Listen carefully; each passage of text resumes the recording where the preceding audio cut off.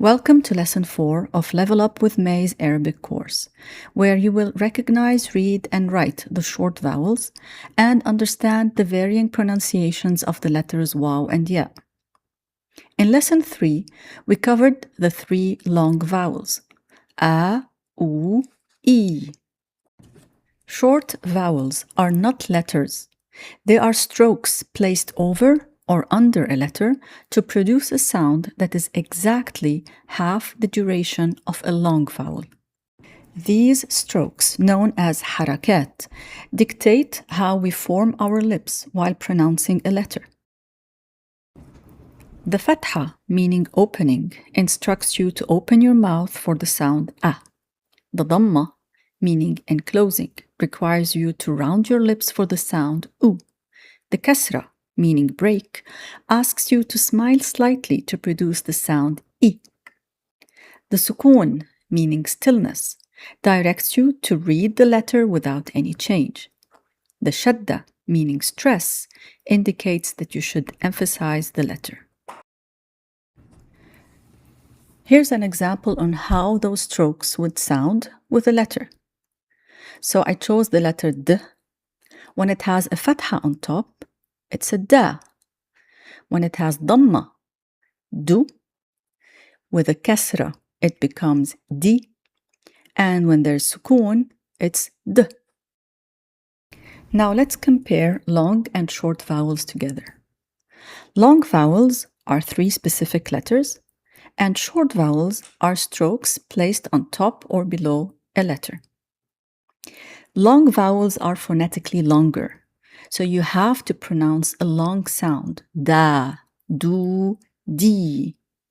And the short vowels are half the phonetic sound of long vowels, da, du, di. The long vowels are always written in a word, and the meaning changes without them.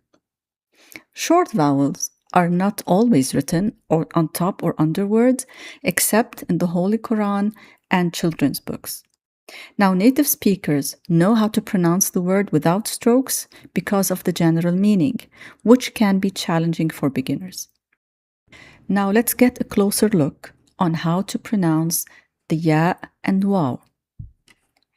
So we said earlier that the letter waaw is always pronounced oo by default, like in the word zoor, except if it is at the beginning of a word, then we pronounce it as a wa, wi, woo, depending on the short vowel on top or under the letter. Ward, wird, wurud.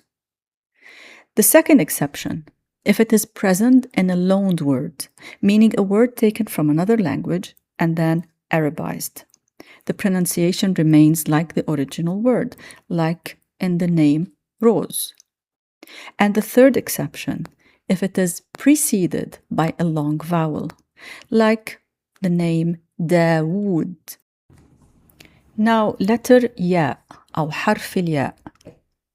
The letter ya is always pronounced as an e by default, like in the word dir, except if it is at the beginning of a word, then we pronounce it as ya, yi, you, like yadrusu, yuridu, ayisa. The second exception, if it is present in a loaned word, like radio. And the third exception, if it is preceded by a long vowel, like in the name Zayid. Harf al-ya has a grammatical function. It means my when it is added at the end of a word as a suffix. So it indicates possession, like in the word dari. Dari means my house. You can practice writing these letters using the worksheet on my website, LevelUPwithMay.com, to help reinforce your learning. For more detailed guidance, you can watch the videos on my YouTube channel at Level Up with May, where I demonstrate how to write and join these letters to form words. I'm bringing my 20 years of experience online in language acquisition and theory of knowledge so that you level up your skills. Thank you for watching.